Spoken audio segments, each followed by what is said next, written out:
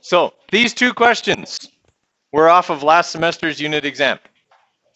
These were exactly the two questions that I used on last semester's unit exam, a catapult and a rocket, okay? The catapult question has to do with the change in kinetic energy, whereas the rocket question has to do with the change in potential energy, okay?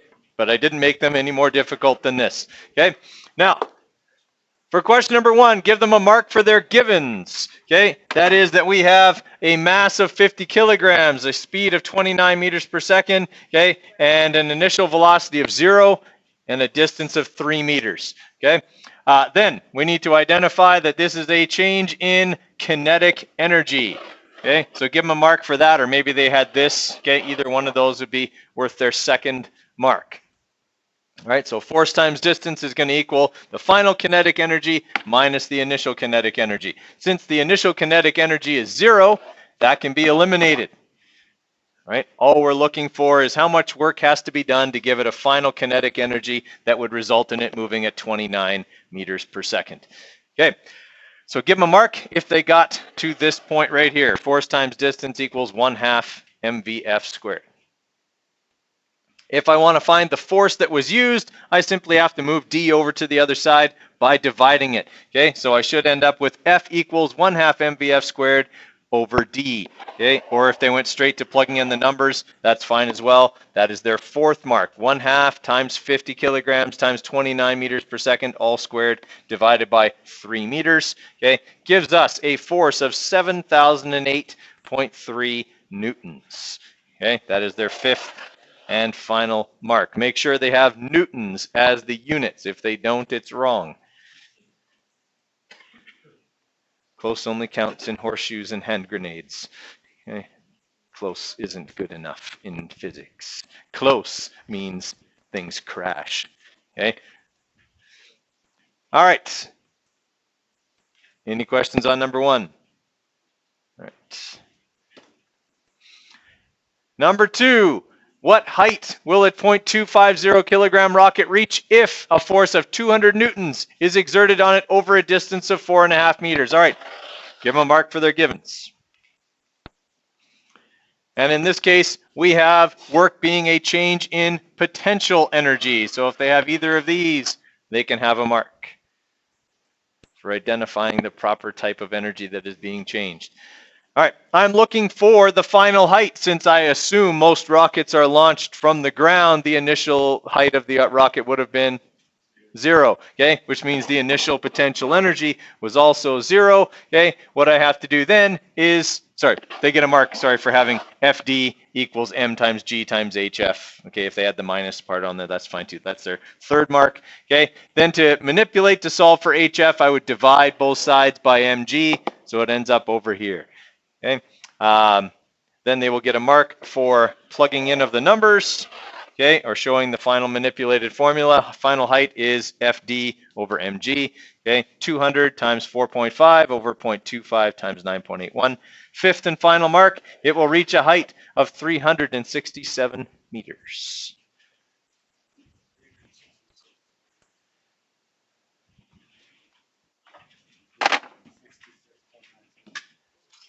So, 4, conservation of mechanical energy. We've already talked about this idea a few times. What we're going to look at now is kind of the math of the idea. Okay?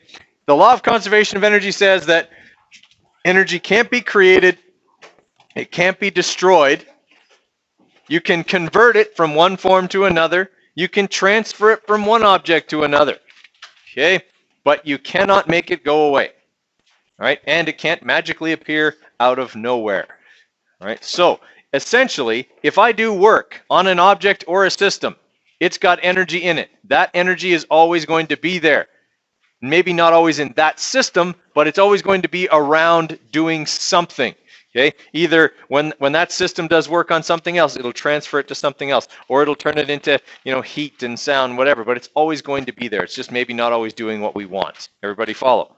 We're going to deal with, thankfully, the simplest of the energy conservation situations, and that is that once energy is in there, it can't leave.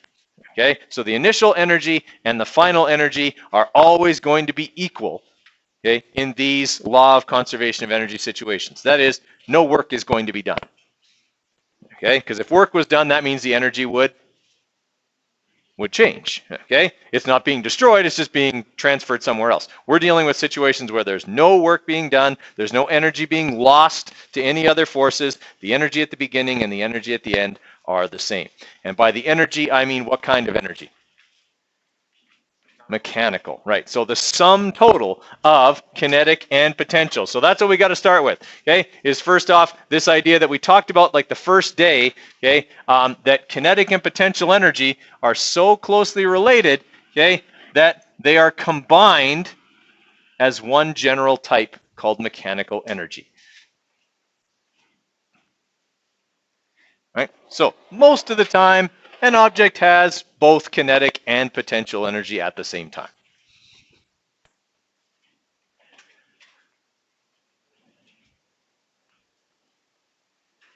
Okay, so to find its total mechanical energy, I would have to find its potential energy and its and its kinetic energy, and then add them together.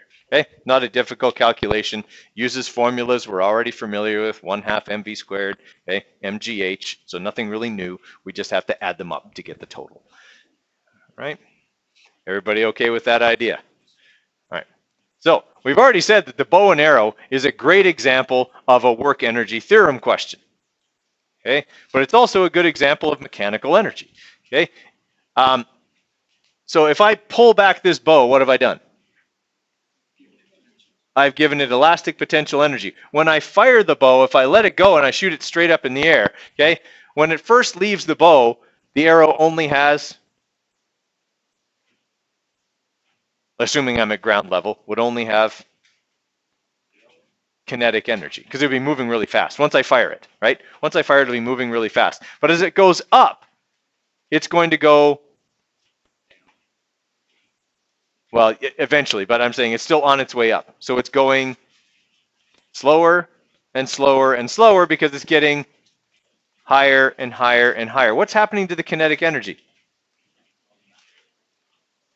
It's being turned into potential energy, right? Okay, the amount of kinetic energy is going down because the amount of potential energy is going up. Okay, you guys follow me here? Okay, the reason things slow down is because one type of energy is turning into another. Okay, and the total amount of energy is staying the same. So if I put 500 joules worth of work into this bow and arrow, okay, then when it leaves the bow, it's got 500 joules of kinetic energy. When it's a few meters above, it's got 500 joules of mechanical energy. Some of it potential, some of it kinetic. When it's at its maximum height, it's going to have 500 joules of potential energy, because all of its energy would be potential. And then when it begins to fall back down, that potential turns back into kinetic, and the arrow speeds up again. Everyone okay with that idea? All right, that's what we're going to be working on today.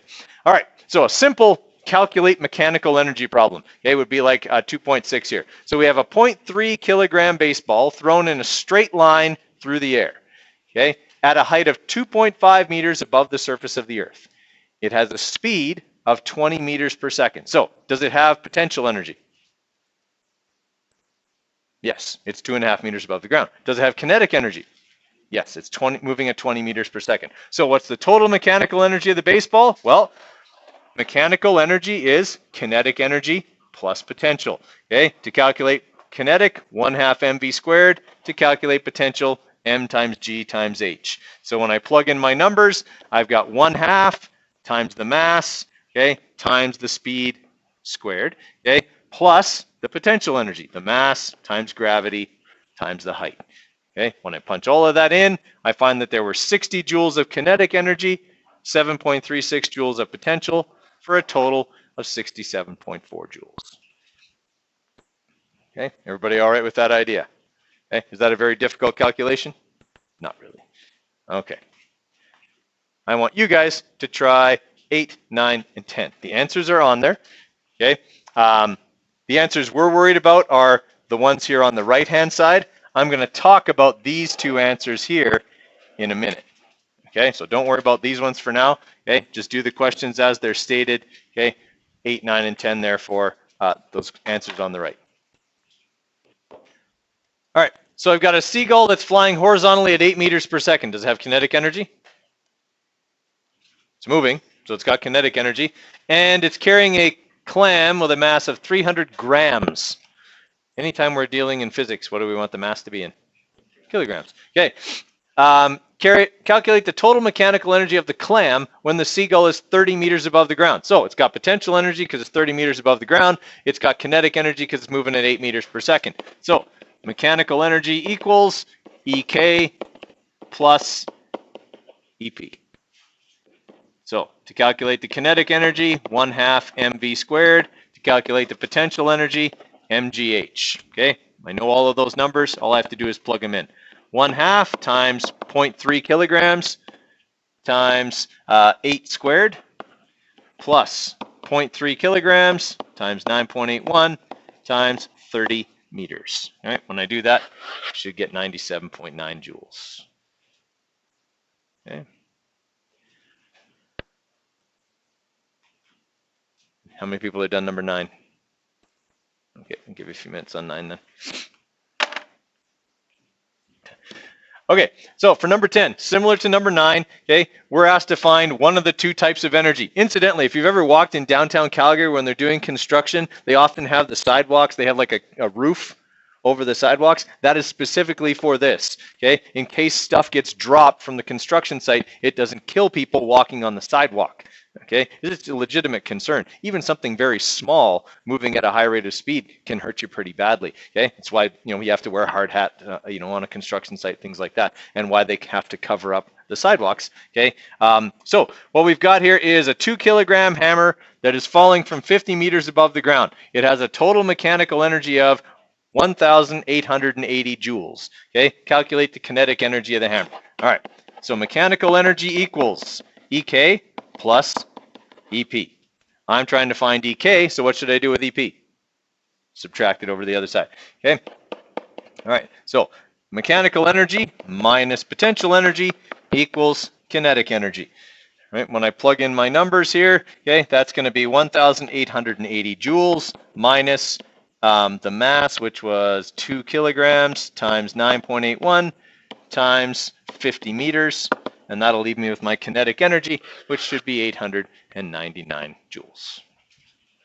Okay, everybody all right with how to calculate mechanical energy? Okay. Okay, now looking at this one, this is kind of where work energy theorem and conservation of energy kind of overlap, is a question like this one. All right, an average force of 100 newtons is required to pull back a bowstring a distance of 1/2 meter. The bow is aimed vertically, so it had to do with the picture, okay, here, okay, of the person with the bow. All right, what's the work done on the bow? How do I calculate work if I have force and distance? Force times distance. 100 times 0.5 is 50 joules. All right, so that's how much work was done. How much potential energy is stored in the bow? 50 joules. Okay. How much kinetic energy does the arrow have when it's released from the bow? 50 joules. What's the potential energy of the arrow at the highest point? 50 joules. Easy? Okay, that's where conservation of energy and work energy theorem overlap, okay, is in those ideas. All right. So we don't have to worry about that. Well, no, because it's easy, right? I mean, as long as you understand that once you do work, that energy has to be somewhere and has to be in some form that you can measure, you're okay. All right. So the law of conservation of energy says that the total amount of energy in any given situation is constant.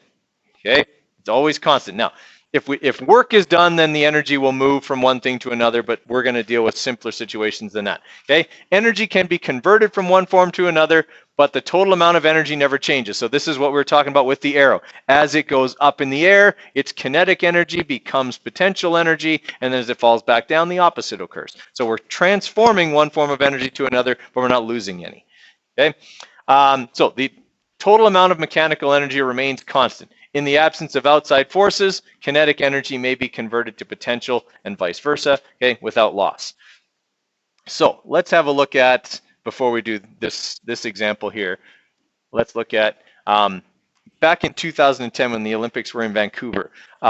Before the opening day of the Olympics, there was a skeleton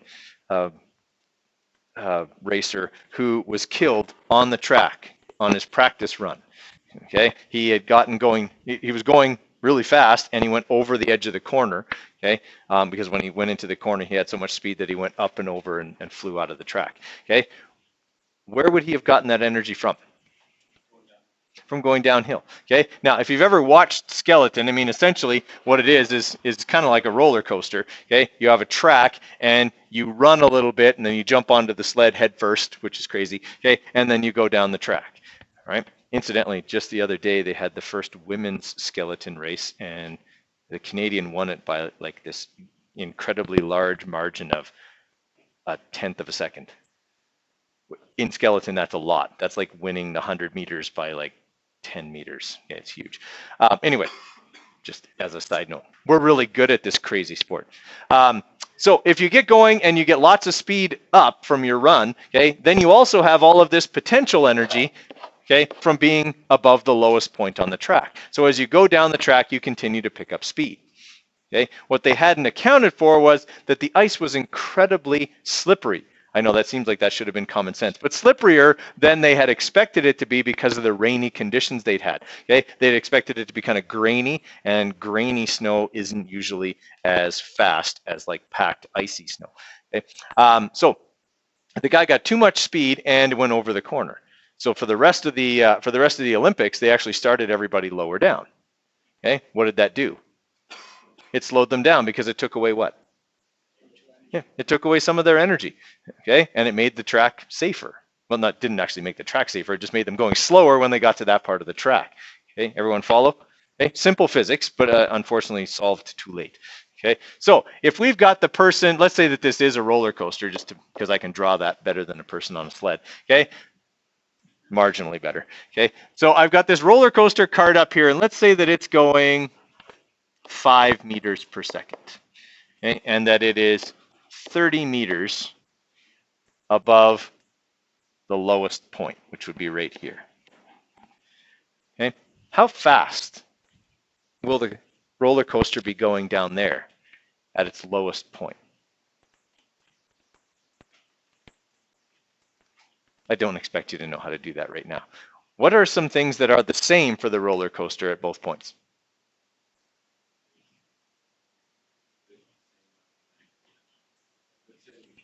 It has the same amount of mechanical energy, yes. The amount of mechanical energy it has here, its initial mechanical energy, and its final mechanical energy are the same.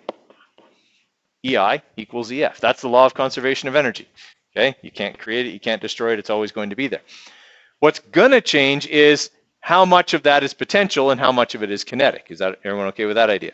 Okay, is there one other thing that's the same both top and bottom for this? The mass. It never changes, right? Unless somebody falls out. Everyone's going to stay in, no one's going to fall out. Okay, so if this is mechanical energy, we just learned that you can calculate mechanical energy by adding potential and kinetic. So is this statement the same as this statement? Yes, okay? We're saying the same thing, I've just expanded it, okay, to show the two kinds. All right.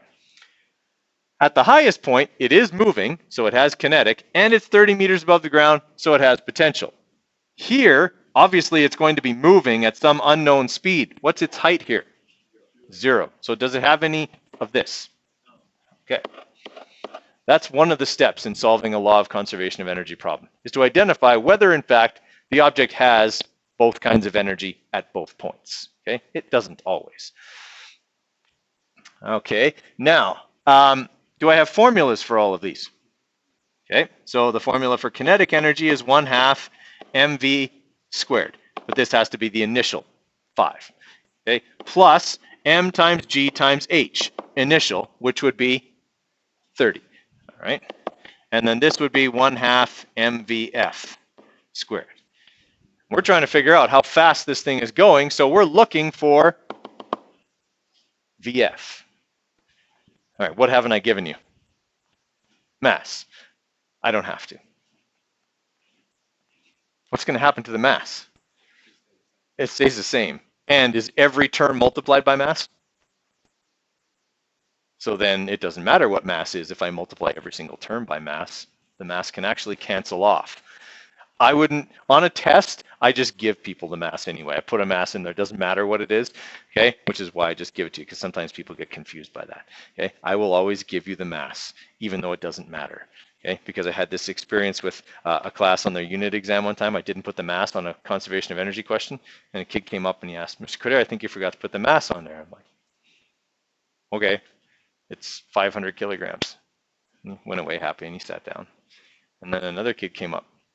Mr. Critter, I think you forgot to put the mass on there. Oh, it's 50 kilograms. And you could see there were some people in the classroom whose eyes just got like big as dinner plates and like, give them different numbers. Oh, we're so screwed. I don't know what I'm doing anymore. And then there were these other people who were just grinning, okay, because they knew mass didn't matter, okay, and they knew I was just messing with these people, okay. In the end, they should have just used whatever number I gave them, okay. I mean, if every kid had come up, I would have given them all a different number, because it wouldn't have made any difference. I could have told them it was 200 million, okay. It wouldn't have made any difference in calculating the speed of the object. All right, we'll just say that the mass is 200 kilograms, just so that we have one, okay? It'll cancel off, but we'll just say that's what it is. All right, so I'm looking for VF. What do I have to do with the half and the M? All right. And then what do I have to do? Square root. Okay, so on these questions, you have a little bit more algebra to do than any of the other ones that we've done, but it's always the same algebra, just like with the work energy theorem questions. Okay, so when I plug in my numbers here, I'm going to have 1/2 times 200 times 5 squared plus 200 times 9.81 times 30 divided by 1/2 times 200.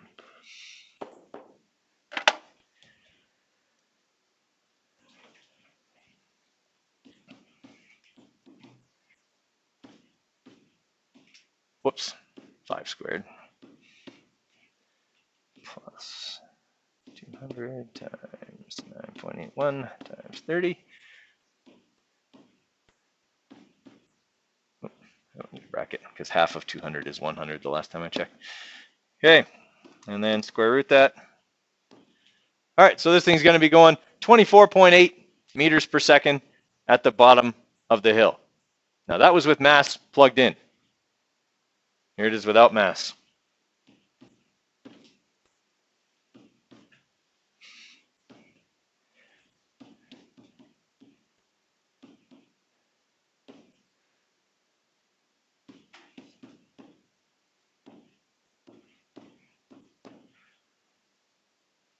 Doesn't make any difference whether I put it in or not. I could put any number in I wanted. Essentially, I made it 1 on that one, okay? But I could make it 4 billion if I wanted, okay? It would still come out to 24.7 meters per second, 24.8 meters per second, no matter what. Okay? Everybody all right with that idea?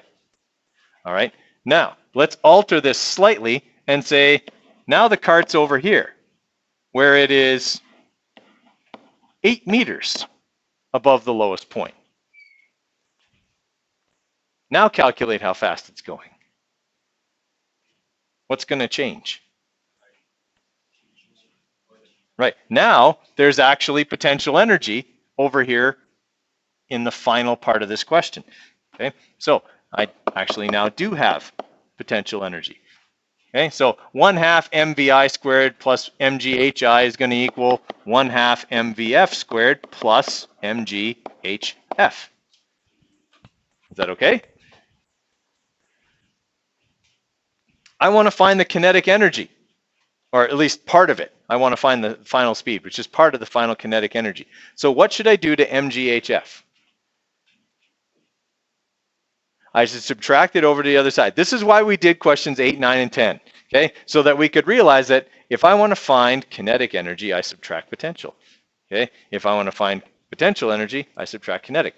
Really what I'm saying is, here's the mechanical energy. If I subtract the potential, that'll leave me with this, okay? All the I's and F's don't really matter as long as you can understand that kind of initial bit of stuff that we did. Okay, so I'm going to subtract mghf over to the other side. And then I'm going to have to move the 1/2 of m. Everybody follow? Right? In the same way that it did before. So this is going to set up now to look more like this. So I'll have 1/2 mvi squared plus mghf, or sorry, mghi. Okay, that's going to calculate the total mechanical energy anywhere on the track. Everyone okay with that? Then I'm going to subtract the potential energy at the end.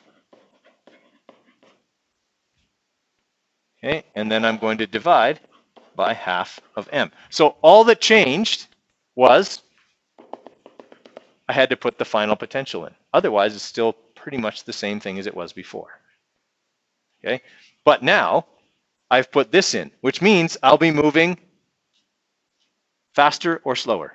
Slower, right? Okay, I'm removing some of the energy that was kinetic when I was here, because now I'm not as low. I'm a little bit higher, so I'm a little bit slower. Okay, everyone okay with that idea? All right. So when we plug in our numbers, okay, we're going to have 1/2 times 200 times 5 squared plus 200 times 9.81 times 30 minus 200 times 9.81 times 8 over 1/2 times 200. And again, do I have to have all the 200s in there? No, I could take them out if I wanted. All right, so we'll have 0.5 times 200 times 5 squared plus 200 times 9.81 times 30 minus 200 times 9.81 times 8 divided by 100.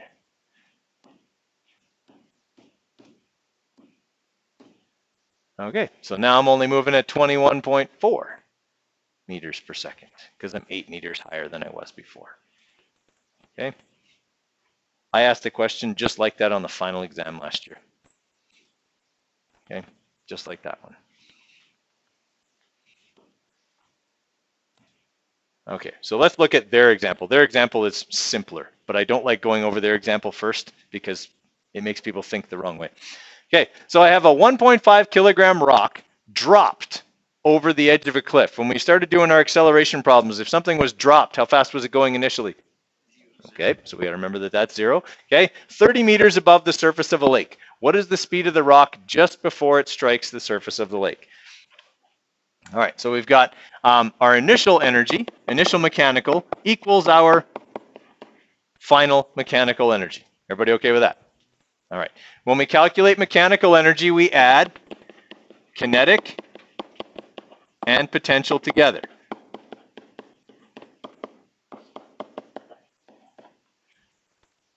Do I have all 4 of those in this question? No. Okay. So initially, it's being dropped. Which kind of energy do I not have? I have no kinetic, because if I'm dropping something, it isn't moving yet. Okay. And at the end, it's hitting the lake. What kind of energy do I not have? No potential, because my height when I hit the lake would be 0. All right, so my initial potential in this case equals my final kinetic. Okay, I'm still saying mechanical equals mechanical. It's just all the potential is all turning into kinetic in this question. Everybody follow there? So how do I calculate EP? mgh. How do I calculate EK? Half mv squared. Okay, and I'm looking for what?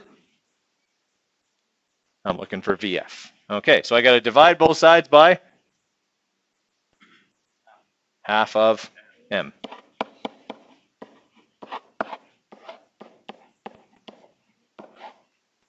M's cancel, okay, because m over m is 1, okay, and now I can plug in my numbers. So I'll have 9.81 times 30 meters over 1/2, and then I got to square root that.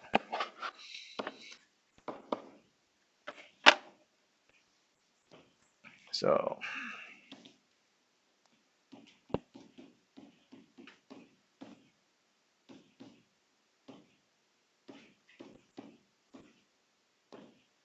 all right, so it'll be moving at 24.3 meters per second. Okay, everybody all right with that? We're gonna be practicing that for a while, but okay, our lab on Thursday is gonna be kind of the same idea. We're gonna start a cart at the top of a ramp where it will only have potential energy, okay, and it's gonna roll down the ramp And all that potential is going to convert into kinetic, and we're going to measure how far it goes and how long it takes essentially to slow down, and we'll be able to calculate how much energy it had at the top of the ramp. Okay, all right. I want you guys to try 11 and 12. They're just like this rock question. Okay, so I'll give you a couple minutes on those. All right, so on question 11 here, okay, we've got a 10 kilogram water balloon that's dropped from a height of 12 meters. What kind of energy does it have when it's 12 meters off the ground and being dropped? Potential. Okay, and it wants to know its speed just before it hits the ground, where its height would have to be considered to be 0. All right, so does it have the same amount of energy top and bottom? Yes, it's only converting potential into kinetic. It's not losing any energy in the in-between stages. So our initial mechanical equals our final mechanical. And we've just said it only has potential at the beginning, which means mghi equals its kinetic energy, which is all it has at the end. Okay, so if I'm looking at how fast it's going, I'm looking for v. So I would divide both sides by half of m. What's going to happen to m? It's going to cancel, okay? And I'm going to square root this. That'll get me v. All right, so when I plug in my numbers here, that'll be 9.81 times 12, okay, divided by 1/2, square rooted. Okay, so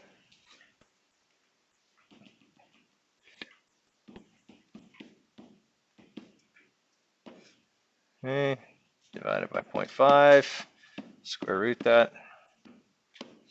All right, so we get 15.3 meters per second.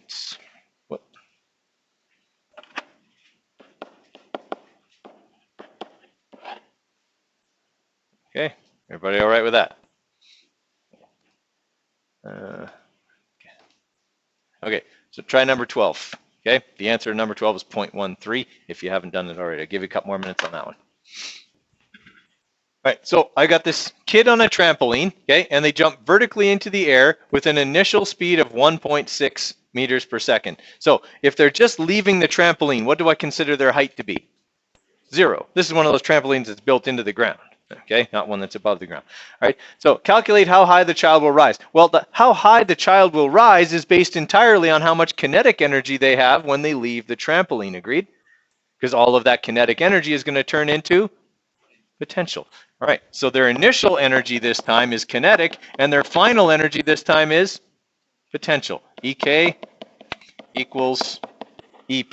The other two were 0. So we have 1/2 MVI squared equals MGHF.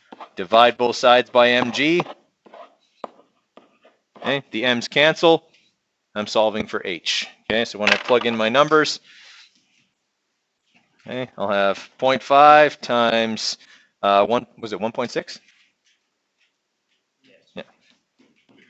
Squared, okay, divided by 9.81. All right, 0.13 meters. It's just a little kid. They just kind of hop. They don't really jump, okay, very much. 1.6 meters per second is not very fast. You could walk faster. Yeah, just kind of, yeah, they bend their legs and they're kind of chicken, yeah. Except for that adventurous kid that you're pulling out of the springs later, yeah. Okay. Okay. Now we've talked about this question here already. Okay. In this pulley thing, we talked about this earlier, except that when we talked about a pulley, it was the other mass was on a table. Okay. When this starts to move, okay, if I'm holding it right now and then I let the 2 kilogram mass go, okay, the 2 kilogram mass is going to fall and the 1 kilogram mass is going to rise. Okay. Is the whole system still going to have the same amount of mechanical energy when it's done, when it's like, let's say, reversed and the 1 kilogram mass is up here and the 2 kilogram mass is down below? Yes, it will, okay? Because while this one is going to fall and lose height, it's going to pick up speed, okay? This one's going to gain height and speed. How's that going to work? It's accelerating upwards. So where's it getting the energy from? Both of its kinds of energy are going up. This one is losing potential and gaining kinetic. But is all of the potential in the 2 kilogram mass going to turn into kinetic? No. Okay. From the 2 kilogram mass's perspective, it's going to lose energy. From the 1 kilogram mass's perspective, it's going to gain some. But the whole system's energy is going to remain the same because it's going from the 2 to the 1. Okay, everyone all right with that? Yeah, okay. I want you guys to try these two here. Okay, 13 and 14. Okay, give you a couple minutes on those. All right, for number 13, what's the trick in 13?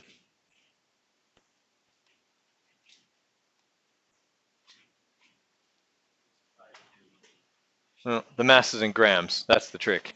Okay, 20 grams is 0.02 kilograms. Okay, and that's usually the thing that gets people in number 13. Okay, they tell us the mass and the speed. Okay, so we can calculate the kinetic energy and subtract it from the total mechanical energy, which is all we have to do. Okay, this is just one of these questions. EM equals EK plus EP, where we're solving for the potential by subtracting the kinetic. Okay, so it's actually a fairly basic one as opposed to some of the ones we've done.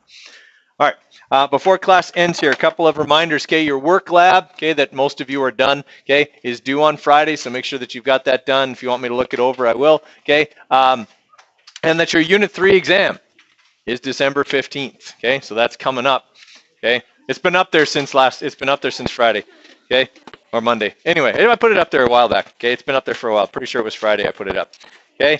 I think I just forgot to tell you guys about it, but know that that's coming up as well, okay. Guys, we're going to have tomorrow to work on conservation of energy, lab Thursday, Friday we'll work on conservation of energy.